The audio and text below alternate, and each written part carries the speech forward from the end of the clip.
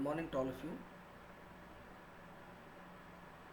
Hope all of you are enjoying the sun as well as rain. Probably within a couple of days the monsoon may start. So once the monsoon starts, probably there may be some problem for the students, at least the students from the rural area, either not getting the signal or power failure and all those things may be there. But only remedy for that is you have to go through the video link that I have sent to you, and there from the YouTube you have to watch it. Now, uh, if my memory goes right, we are discussing about the structure of the cell, where we have tried to understand, try to understand about the cell, and especially in that we have in the last class we have tried to understand about the plasma membrane or cell membrane or plasma membrane. So all of you know the plasma membrane, which is the outermost boundary for the animal cell, and it shows fluid mosaic model of arrangement of phospholipids, proteins, carbohydrates, cholesterol and all, and that provide fluidity to the plasma membrane, so it has become selectively permeable. So these are the things which we have discussed in the last class, and after plasma membrane we are going to enter into, or we have to enter into the cytoplasm, because inside the plasma membrane, the inner margin or the boundary of the plasma membrane uh, contains what you call the cytoplasm. What actually a cytoplasm is? Basically, if you want to define the plasma membrane, it is nothing but a fluid filled space, general space inside the cell, externally bordered by plasma membrane. In this cytoplasm, which is an aqueous medium, in this medium you can see all necessary molecules for the vital activities of any living being. So it's a fluid filled or aquatic medium in which you can see all the molecules which are necessary for supporting the life, activities of the life. Cytoplasm, we cannot see under the, or the properties or the structural organization of the plasma of the cytoplasm is not visible with our light microscope. For that, with the help of electron microscope, we will be able to see them. So that's why cytoplasm is a gel-like fluid. It is not very thin like water, but it's a gel-like fluid which is present in between the plasma membrane and the nucleus. Nucleus is a separate entity within the cytoplasm. So whatever the space that is there between the nucleus and plasma membrane, it is filled with a gel-like substance, and that is known as cytoplasm. It's a semi-fluid actually, and this cytoplasm, many cytologists call it as a non-nuclear content of the protoplasm. Actually, the protoplasm includes cytoplasm and nucleus. Together we call it as a protoplasm. But nucleus is a separate entity within this.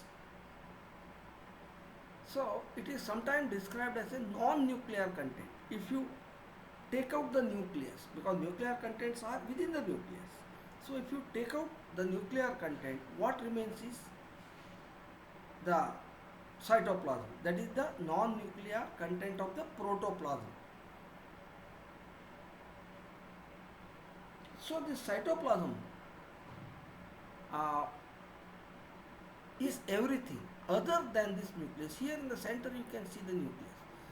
This and this nucleoplasm. Inside the nucleus you have nucleoplasm. Outside the nucleus you have cytoplasm. This nucleoplasm, the nucleoplasm and cytoplasm together we call it as protoplasm. Now suppose, so if you exclude this nucleus with its nucleoplasm, all this gel-like semi uh,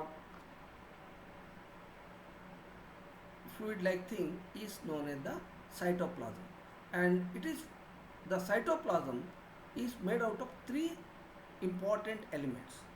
One is the cytosol, second one is the organelles, and the third one is the inclusion. In the cytoplasm there are three things. One is cytosol, second one being the organelles, and the third thing is the inclusions. Because of this, most of our cellular activities that happens within the cytoplasm. So that's why this is many times the cytoplasm is considered as the production area of the cell, or some people call factory area of the cell, because uh, maximum number of activities, biochemical activities, that is happening in the cytoplasm. So that's why it is called as the production area or factory area of the cell. Now what is cytosol? So this cytosol, this is the gel-like substance that is enclosed within the cell membrane and not held by the organelles inside the cell. Uh, Here, suppose all this fluid material, if you remove these organelles, major organelles, then you call it as cytosol within the cell membrane, and that is not held by organelles inside the cell. That is what is called as cytosol. It's a complex mixture of cytoskeletal elements, dissolved molecules and water. But the presence of cytoskeletal elements is must. Here, not all these organelles, only this fluid material, which is held by cytoskeleton filaments. Then whatever the dissolved molecules and water is there, that all together we call it as cytosol. So this cytosol, it is the medium actually, it is the medium where good number of chemical reactions which are very basic, which are very vital, or in other words fundamental to the very existence of the cell, happens within in this cytosol. So that's why it is the gel-like substance. So that's why the cytosol is nothing but a complex mixture, that is dissolved molecules. So many molecules get dissolved, minerals, even carbohydrates, then so many other chemicals also get dissolved. This is small and large molecules and dissolved ions. In that you can see enzymes, fatty acids, sugar, nucleic acids, amino acids, because all these are very essential for the working of the cell. Enzyme necessary, fatty acids, sugar, nucleic acids, amino acids. Even the waste product, which are the byproduct of cellular metabolism, they are also found within the cytosol till they are removed. Actually, no cell allow the waste product to remain inside, but once produced, it will be there till it is eliminated or removed. So that's why the cytosol will have all these things. Thus, it's a complex mixture of dissolved molecules, enzymes, fatty acids, sugar, nucleic acid, amino acids, and even the waste product. So this is the, it's a jelly-like fluid. Cytoplasm fills a cell, and it is mostly made up of water and salt. The water content is about 70 to 90%. The cytoplasm is generally colorless. Generally, it's colorless.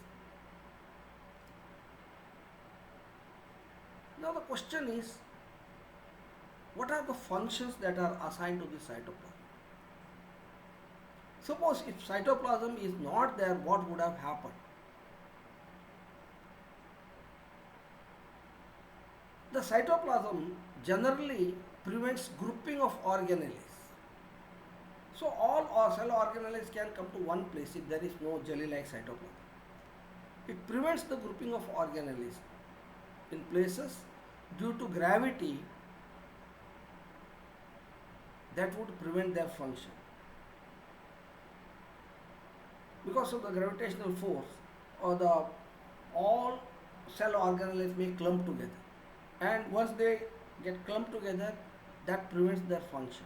So this cytoplasm, being a jelly-like media, that prevents grouping or packing of the cell organelles in certain corner of the cell. It also acts as a buffer and protects the genetic material of the cell from damage caused due to movement and collision with other cells. It also functions as a shock absorber, I should say, buffer, because otherwise, if the cytoplasm is not there, there would have been lot of damage either to the cell or genetic material when there is a movement, or when the one cell hit the other cell, then uh, it would have created lot of problem. But fortunately, by having cytoplasm inside the cell, which acts as a buffer and protects, I have already told you, it is the production side, that is all the metabolic activities carried out in the cytoplasm. So that's why it aids, facilitates the metabolic activity. So this is about the cytoplasm. That's the only I am talking about the gel-like liquid material, excluding nucleus and cell organelles. That is the structure and the function of this cytoplasm.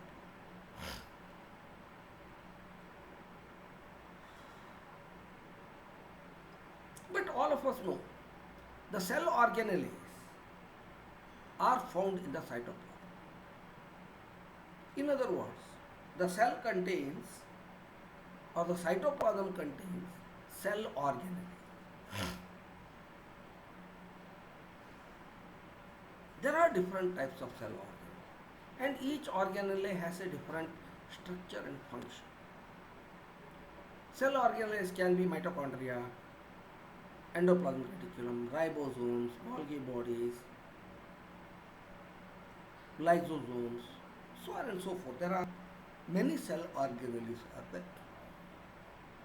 And each cell organelle has its own function. So that's why we will try to now study the cell organelles one by one. First, let me start with the endoplasmic reticulum. What do you mean by endoplasmic reticulum? Endo means inside, plasmic means cytoplasm. Reticulum means network, a mesh or a network. So it is the network within the cytoplasm. A network within the cytoplasm, you call it as endoplasmic reticulum. It's the general meaning. In short, it is called as ER or endoplasmic reticulum.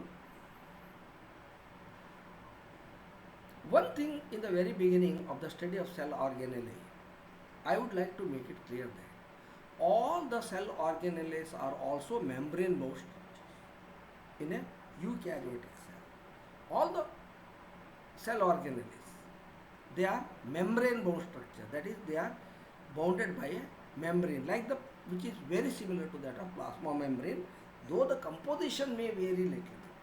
Otherwise, even all the membranes which are covering the different cell organelle, they are also unit membrane like the plasma membrane.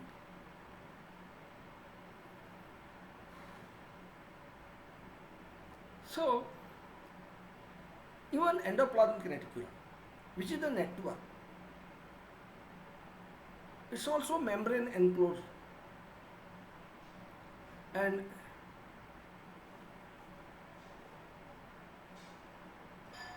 here also this organelle that provide an environment in which secreted or other proteins, uh, both hydrophobic domain with hydrophobic domain, they are properly folded and targeted without aggregating. That's one of the very important function, I should say that. So within the cell, lot of things are produced, and those produced materials should be properly folded and sent to the site of requirement. You should not allow that to aggregate where that has been formed. So this endoplasmic reticulum is concerned with the transport of such materials from the site of production to other part of the cell, or may even sometime outside the cell also. It is the duty of endoplasmic reticulum to transport it. So one cytologist has rightly said endoplasmic reticulum can be considered as highways of the cell.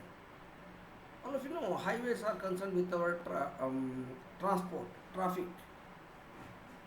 So here the endoplasmic reticulum, by having a network of membrane bound structures, it provides a very good transport facility within the cell as well as the outside the cell. Within the cell as well as outside the cell. So that's why they are called as highways of this cell, cytoplasm. So this is the structure of the endoplasmic reticulum, where you can see there's a large network. By forming such network, one more important function the endoplasmic reticulum does is it compartmentalizes the cytoplasm. Cytoplasm is divided into number of compartments. Why it's important, I will discuss that in the end. So endoplasmic reticulum is found like this within the cell. In the nucleus, externally there will be plasma membrane.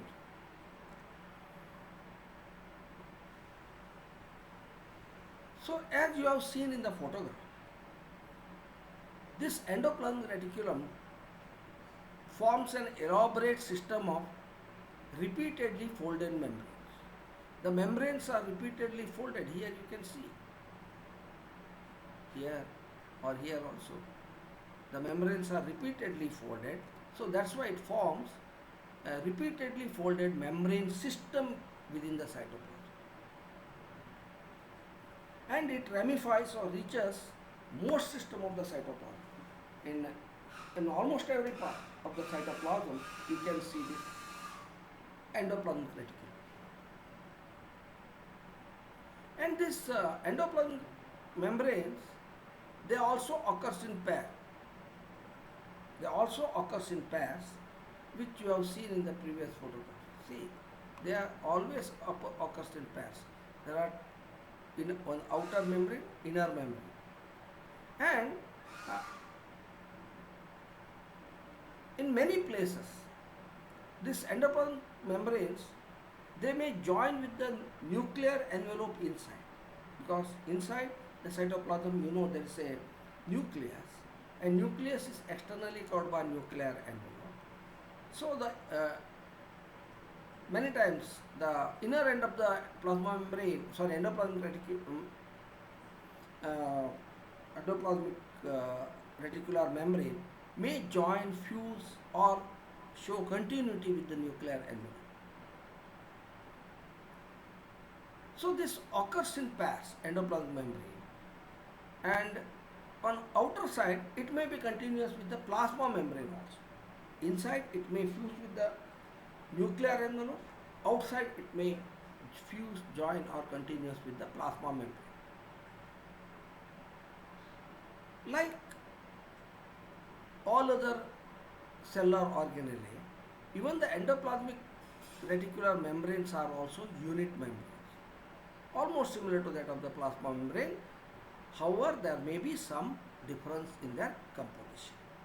Otherwise, they too exhibit the same philosophy of this plasma membrane. See, where this endoplasmic reticulum are located. Actually, in endoplasmic reticulum there are two types. One is rough and smooth.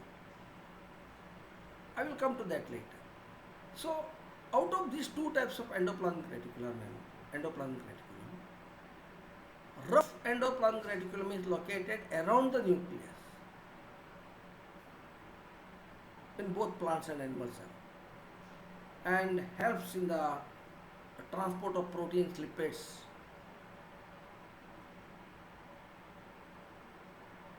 Smooth endoplasmic reticulum is connected to the nuclear envelope in the cell, and the primary function of the smooth endoplasmic reticulum is to facilitate, help the metabolism of carbohydrates and steroids.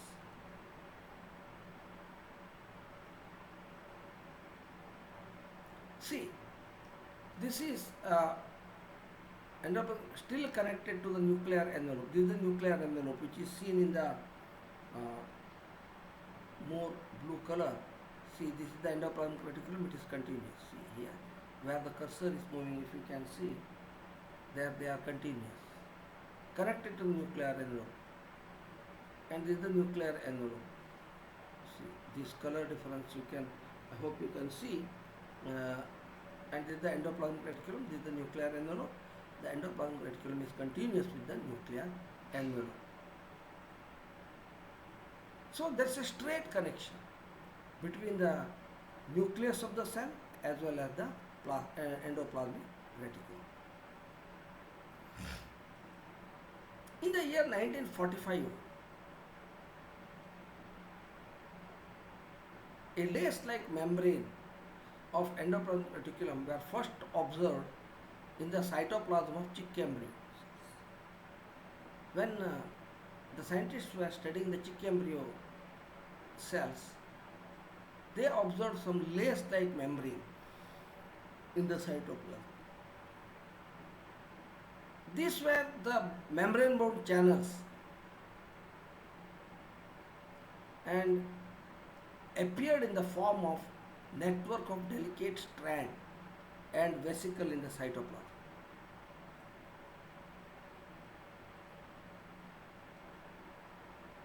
These are single membrane cell organelles. There is only one membrane. One membrane contains two layers. That's a different thing. And this membrane forms are interconnected network of tubules, vesicle and cisternae within the cell.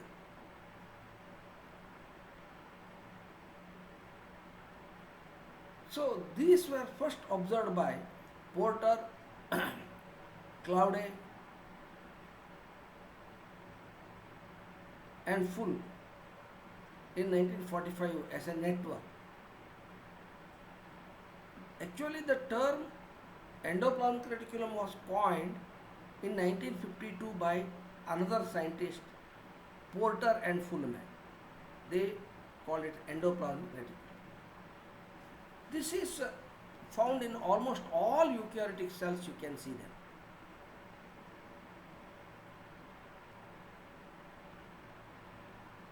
But the same endoplasmic reticulum, they are found to be absent in mature cells, mature erythrocytes, egg, embryonic cells, and even in the prokaryotes they are not found. And it often occupies most of the cytoplasm. Everywhere they form a network.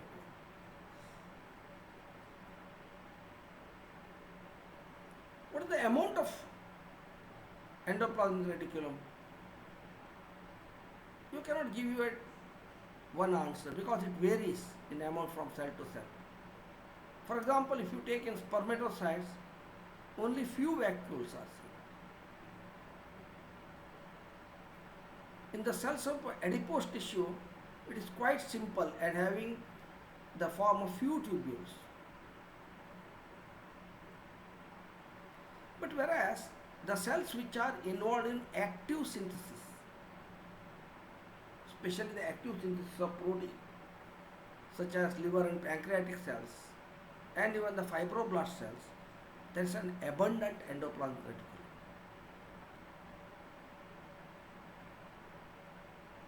So it is on an average, it has been calculated that 30 to 60% of total membranes in a cell is nothing but the endoplasmic reticulum. It contributes about 30 to 60% of the total membrane of the cell.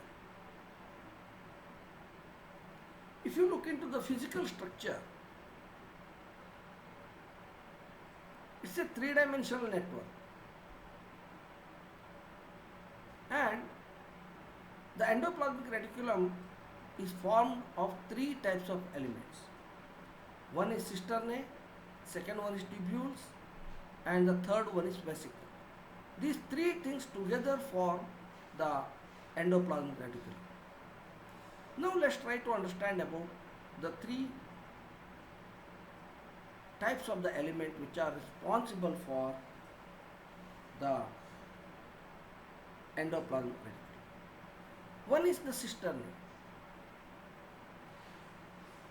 Cisternae is flat and unbranched sac-like elements. They are flat, unbranched, and like a sac.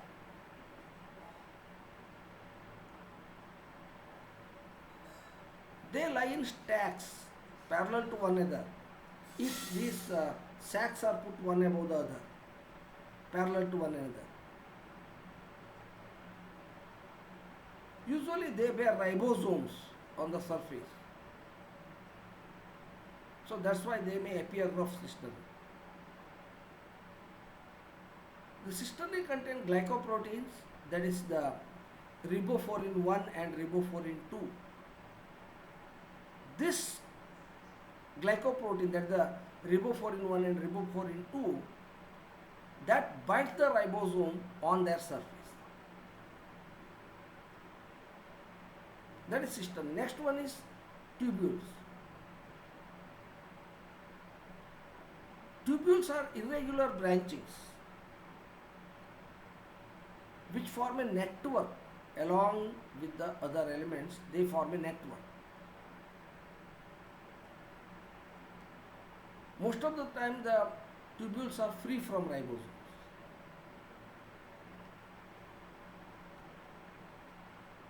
Then the third component is the vesicle. These are all or rounded vacuole-like elements. Like tubules, even vesicles do not have ribosomes.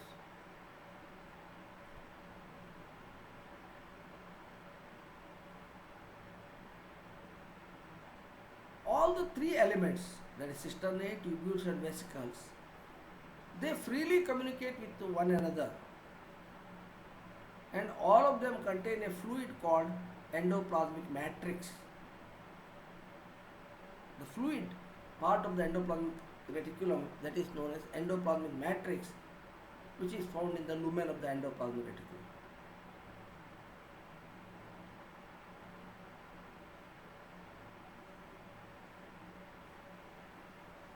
So the matrix of the endoplasmic reticulum is slightly different from the matrix of the cytoplasm. There is some differences.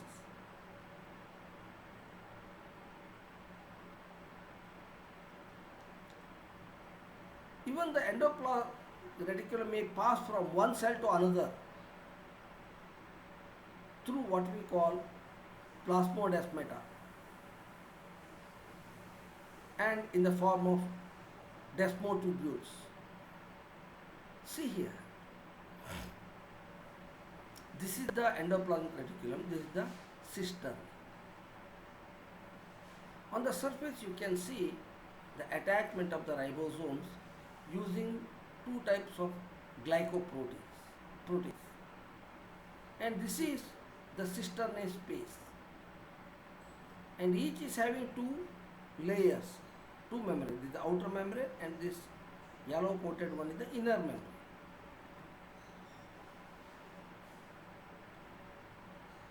The matrix of endoplasmic reticulum refers to the space inside the tubules and vesicle which is filled with watery medium and that are different from, see, this matrix, cisternal space. It contains some liquids which is different from the cytoplasm which is surrounding them.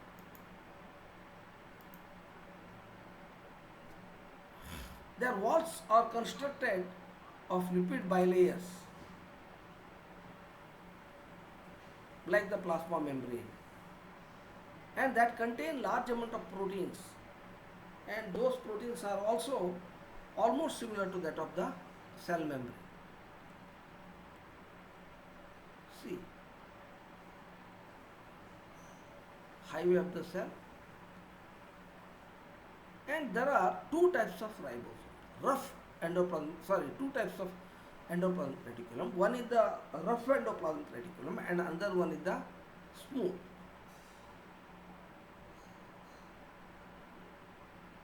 Smooth endoplasmic reticulum in short is called SER and rough endoplasmic reticulum is known as RER. What is this smooth endoplasmic reticulum? It is nothing but an arrangement of tubules, vesicles and sacs.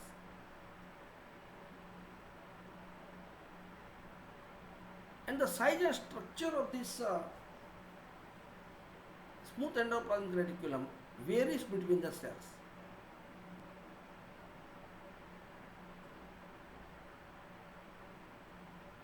Another very important property of this smooth endoplasmic reticulum is can change within a cell within its lifetime, so that cells can also change to adapt the new challenges in its function and requirement. So it can change.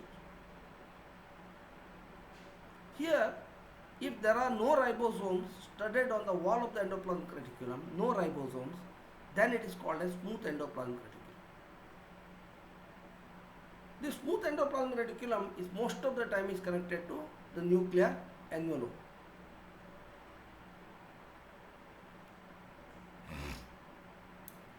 This network of smooth endoplasmic reticulum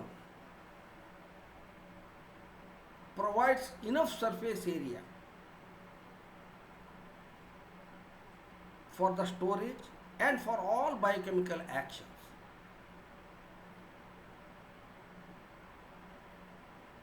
Even they can storage key enzymes and products of enzymes. But the smooth endoplasmic reticulum is less stable because it can change.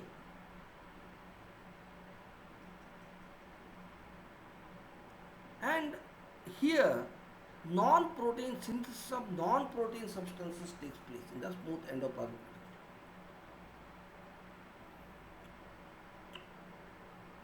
Another one is RER or rough endoplasmic reticulum. If the surface of the endoplasmic reticulum is studded with ribosomes, giving a rough appearance, it is known as rough endoplasmic reticulum. This RER mainly contains cisternae. These are also double membrane structures.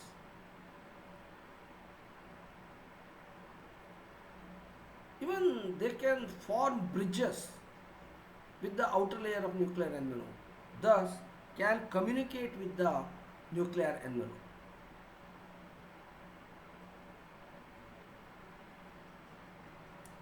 Rough endoplasmic reticulum is very important because it is involved in synthesis and packaging of proteins.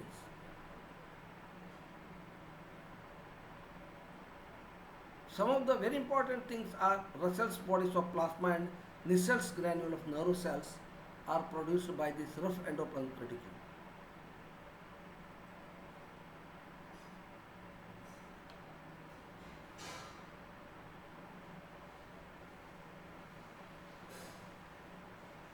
But one thing, the ribosomes which are bound to the rough endoplasmic reticulum are not stable. They may change also.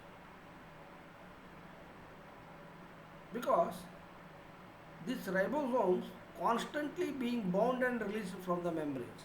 They attach the membranes of the endoplasmic reticulum and they get detached. This is a common practice.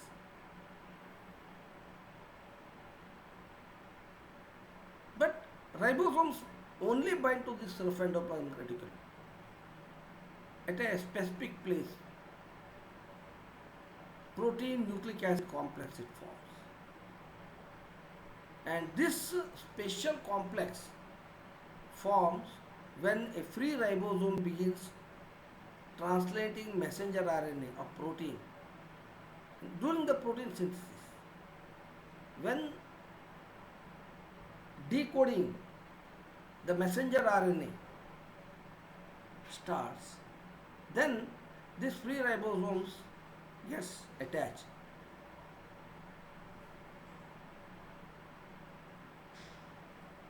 And in messenger RNA translation, first 5 to 30 amino acids polymerized, all those things we can study when we discuss about protein synthesis, not now. But one thing, the ribosomes that become attached to endoplasmic reticulum and makes that rough endoplasmic reticulum, that synthesize all transmembrane proteins.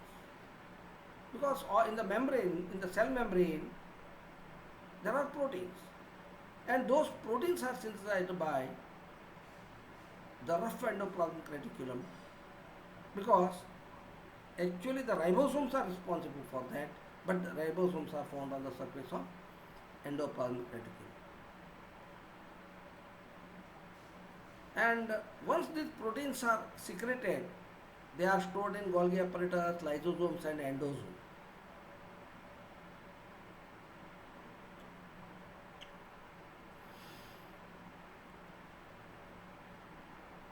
Apart from that, rough endoplasmic reticulum has other functions. One is it provides surface for the attachment of ribosomes. Second, it is also responsible for protein synthesis. Then the glycoproteins, which are also the component of the membrane. How the glycoproteins are formed? Glycoproteins are the conjugated protein with the carbohydrate and protein. So that link the sugar to a protein, and as a result a glycoprotein formation starts in the rough endoplasmic reticulum, but the entire process of formation of glycoprotein gets completed in the Golgi complex, though that starts in the ribosomes which are on the surface of this endoplasmic reticulum.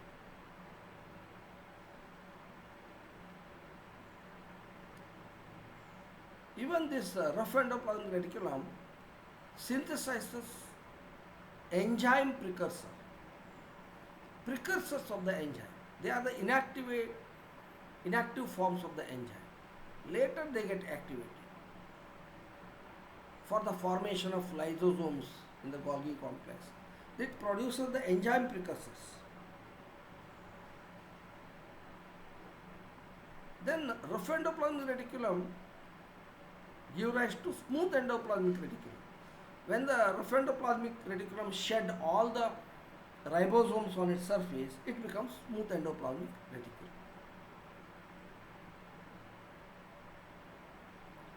Then the functions of smooth endoplasmic reticulum. See, this is a smooth endoplasmic reticulum, no ribosome. These are all rough endoplasmic reticulum where you can surface is shredded with ribosomes.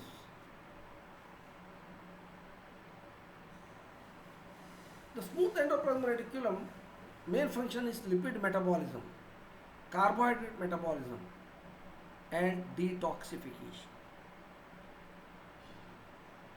Fat and lipid metabolism and the metabolism of carbohydrates. The smooth endoplasmic reticulum is associated.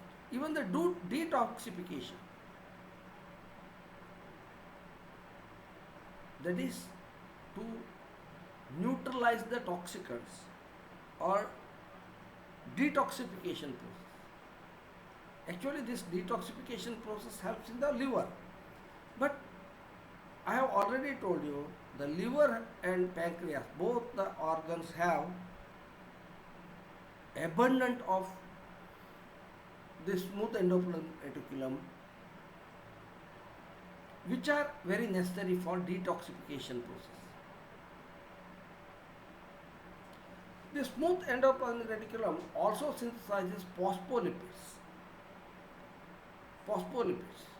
where the phosphate plus lipid phospholipid.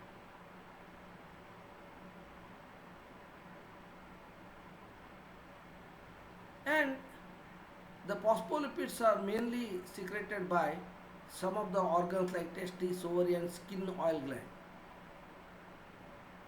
These organs, either testes, ovary, and skin oil glands, they have highest abundance of smooth endoplasmic reticulum. So detoxification converts harmful material, drug, poison into harmless ones, and then make the cell to excrete it. Even this endoplasmic reticulum is responsible for the formation of many of other organelles. Other organelles like Golgi apparatus, lysosomes, and vacuoles are synthesized by this smooth ER.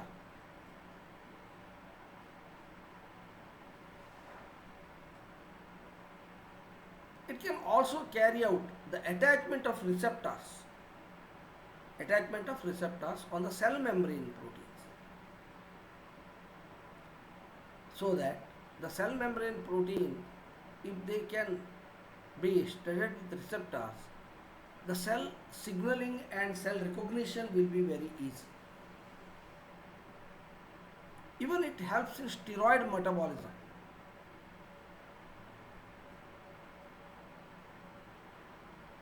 In the muscles,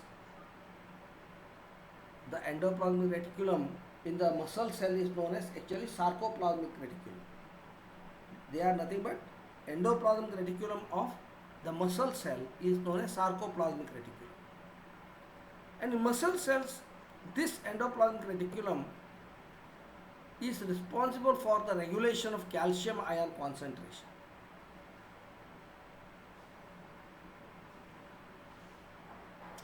Basically, this smooth ER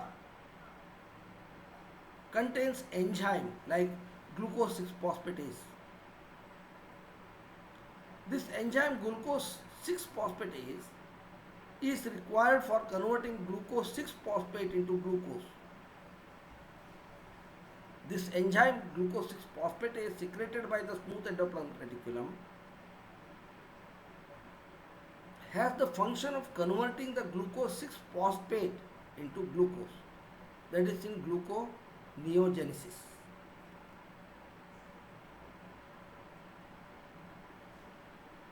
I have told you one more term, sarcoplasmic reticulum, SR in short.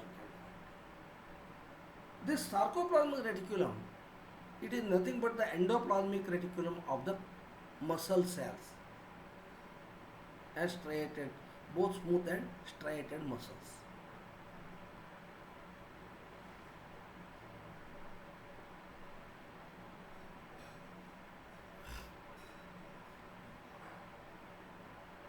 Now, what is the speciality of this sarcoplasmic reticulum? There is some structural difference exists between this organelle and the smooth endoplasmic reticulum.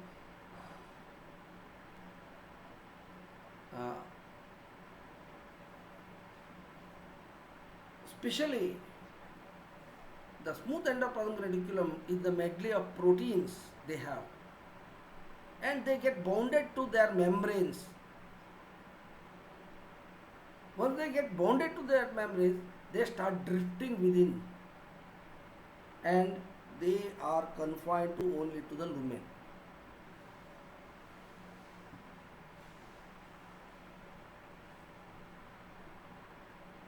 Because of this, there are two functions.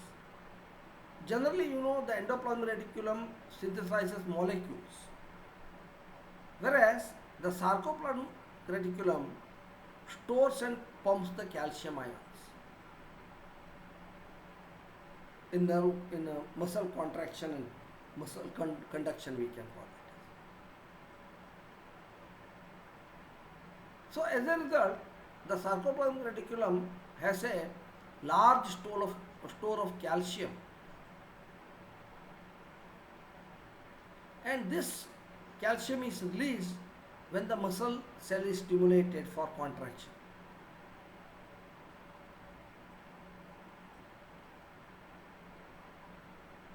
So whatever the excitation, contraction that happens in the muscle cell is achieved by the sarcoplasmic reticulum. So in eukaryotic cell, you can see the all inner face is spread with this rough endoplasmic reticulum and the smooth endoplasmic reticulum. These are the functions of endoplasmic reticulum and the importance also. Have you understood? Hello? ಕೇಳ್ತಾ ಇತ್ತಾ? ಅರ್ಥ ಆಗಿದೆಯಾ ಅಥವಾ anywhere you want me to stress again? Hello, ಹೇಳಿ. Any doubt? If you feel something is not understood, I will be happy to repeat. If not, I will move on to just introduce the next cell organelle. The next organelle, which is also found in the plasma, in the cytoplasm, is the mitochondria. Probably all of you are aware the importance of this mitochondria, because it is called as powerhouse of the cell. Why it is called as powerhouse of the cell? And what is the role of a powerhouse? The role of powerhouse is to generate energy. Within the cell also, the mitochondria is assigned with the function of energy generation. Whatever the energy required for the cell for its activities, it is generated by the mitochondria in the form of ATP molecules.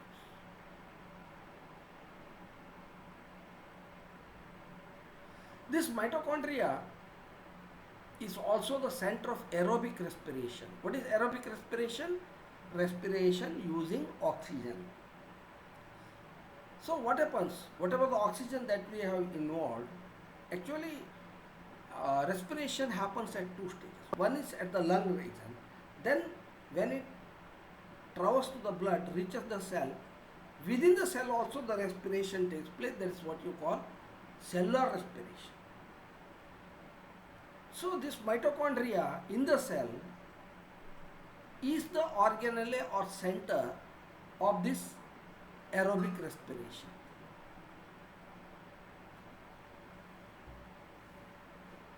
This mitochondria are rod-shaped organelles. It looks like a small capsule, a rod.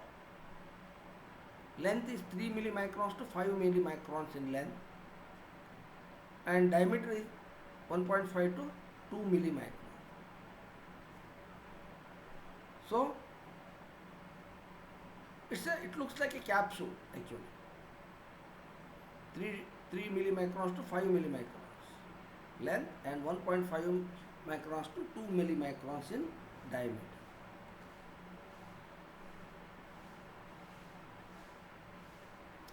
Mitochondrion is the singular, plural is mitochondria. It's a Greek term. Like all other cell membranes, it's also bounded, double membrane bounded organelle. It's also a double membrane bound organelle. The literary meaning is mito means thread, chondrion means granule like. Granule like thread, the literary meaning. It was first discovered in 1894 by Richard Altman, 1894. 4 years after the discovery, it was Carl Benda in 1898 coined the term mitochondria. Richard Altman discovered, but after 4 years, Carl Benda coined the term mitochondria. So, this uh, we will continue about the mitochondria in the next class, because now it is almost